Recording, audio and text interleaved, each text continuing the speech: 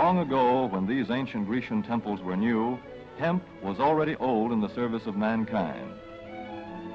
For thousands of years even then, this plant had been grown for cordage and coarse cloth in China and elsewhere in the East. For centuries prior to about 1850, all the ships that sailed the western seas were rigged with hempen rope and sails. For the sailor, no less than the hangman, hemp was indispensable.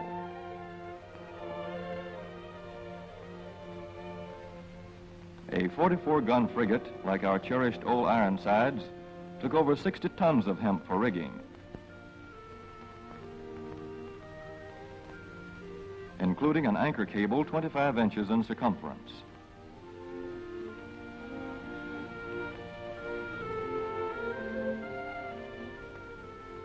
The Conestoga wagons and prairie schooners of pioneer days were covered with hempen canvas.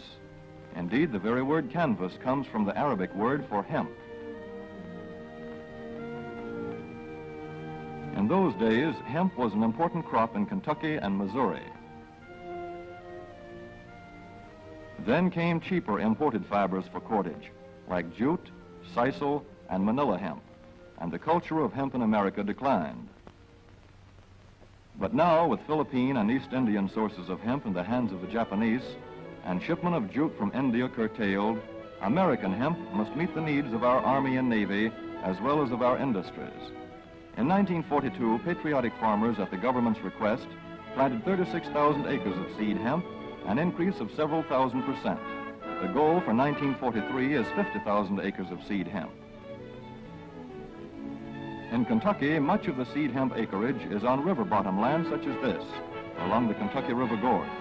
Some of these fields are inaccessible except by boat.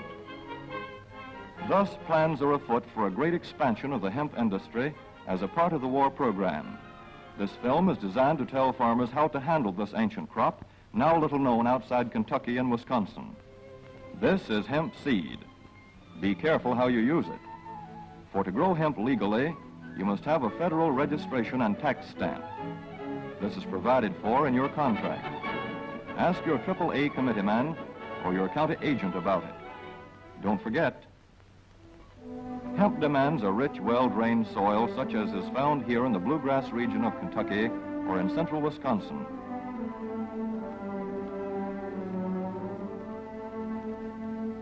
It must be loose and rich in organic matter. Poor soils won't do. Soil that will grow good corn will usually grow hemp. Hemp is not hard on the soil. In Kentucky, it has been grown for several years on the same ground, though this practice is not recommended. A dense and shady crop, hemp tends to choke out weeds. Here's a Canada thistle that couldn't stand the competition. Dead as a dodo. Thus, hemp leaves the ground in good condition for the following crop. For fiber, hemp should be sown 5 pecks to the acre. With drill, the closer the rows, the better. These rows are spaced about 4 inches. This hemp has been broadcast. Either way, it should be sown thick enough to grow a slender stalk.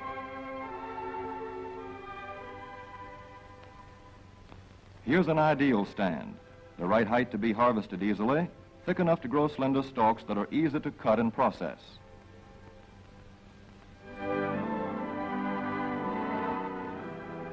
Stalks like these here on the left, they yield the most fiber and the best. Those on the right are too coarse and woody. For seed, hemp is planted in hills like corn, sometimes by hand. Hemp is a dioecious plant. The female flower is inconspicuous, but the male flower is easily spotted. In seed production, after the pollen has been shed, these male plants are cut out. These are the seeds on a female plant. Hemp for fiber is ready to harvest when the pollen is shedding and the leaves are falling. In Kentucky, hemp harvest comes in August. Here, the old standby has been the self-rake reaper, which has been used for a generation or more. Hemp grows so luxuriantly in Kentucky that harvesting is sometimes difficult, which may account for the popularity of the self-rake with its lateral stroke.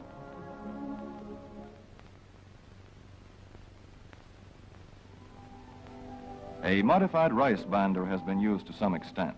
This machine works well in average hemp.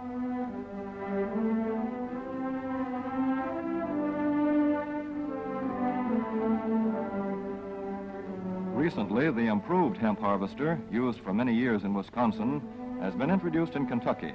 This machine spreads the hemp in a continuous swath. It is a far cry from this fast and efficient modern harvester to the Armstrong model of yore. But here's one kind of harvester, at least, that doesn't stall in the heaviest hemp. In Kentucky, hand cutting is practiced in opening fields for the machines.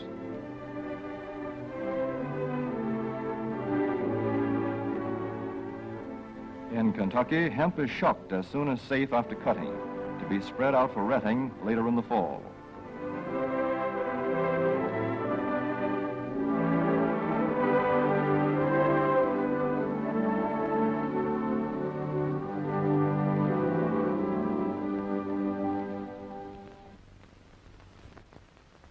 In Wisconsin, hemp is harvested in September.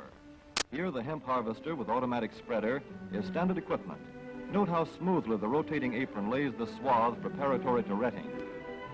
Here it is a common and essential practice to leave headlands around hemp fields. These strips may be planted to other crops, preferably small grain. Thus, the harvester has room to make its first round without preparatory hand cutting. Here the machine is running over corn stubble. When the cutter bar is much shorter than the hemp is tall, overlapping occurs. Not so good for retting. The standard cut is 8 to 9 feet. The length of time hemp is left on the ground to ret depends on the weather. The swaths must be turned to get a uniform ret.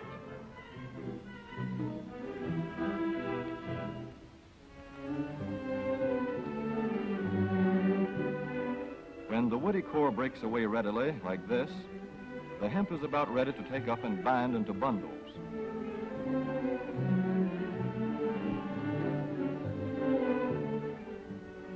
Well-retted hemp is light to dark gray. The fiber tends to pull away from the stalk. The presence of stalks in the bowstring stage indicates that retting is well underway.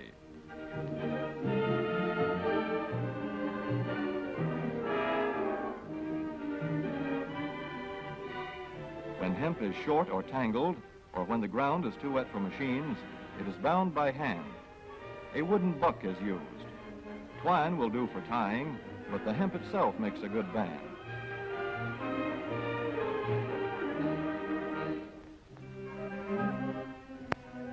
When conditions are favorable, the pickup binder is commonly used. The swath should lie smooth and even with stalks parallel. The picker won't work well in tangled hemp.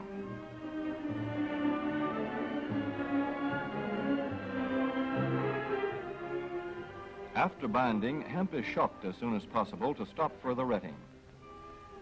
In 1942, 14,000 acres of fiber hemp were harvested in the United States. The goal for 1943 is 300,000 acres. Thus, hemp, Cannabis sativa, the old standby cordage fiber, is staging a strong comeback. This is Kentucky hemp going into the dryer of a mill at Versailles.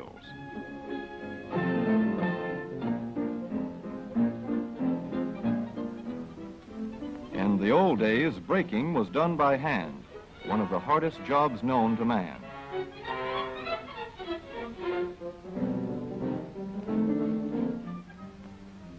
Now the power breaker makes quick work of it.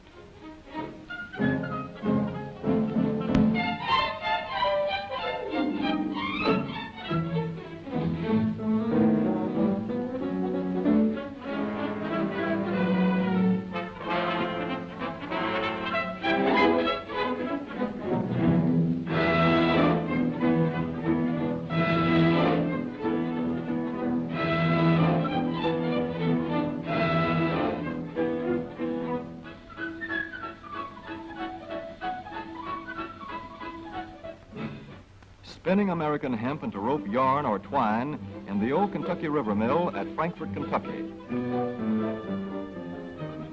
Another pioneer plant that has been making cordage for more than a century.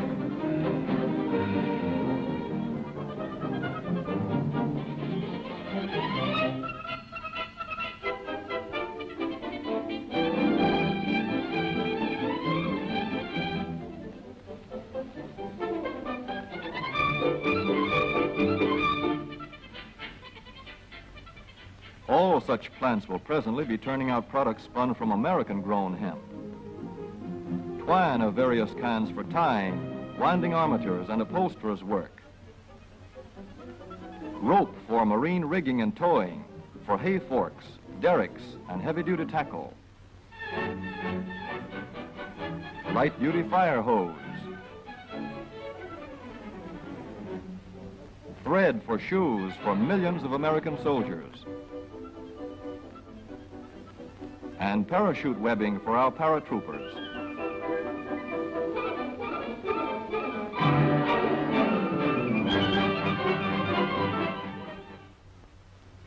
As for the United States Navy, every battleship requires 34,000 feet of rope, and other craft accordingly. So here in the Boston Navy Yard, where cables for frigates were made long ago, crews are now working night and day making cordage for the fleet. In the old days, rope yarn was spun by hand.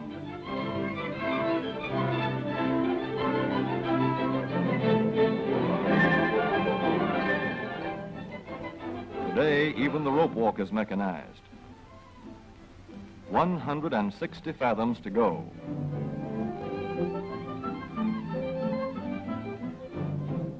The rope yarn feeds through holes in an iron plate.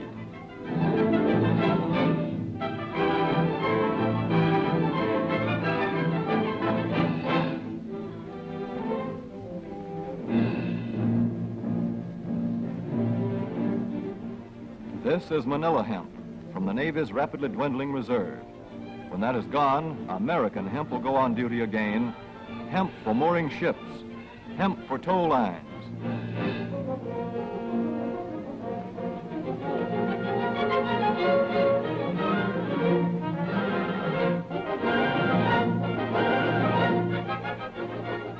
Hemp for tackle and gear.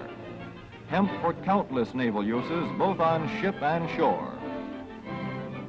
Just as in the days when old Ironside sailed the seas victorious, with her hempen shrouds and hempen sails.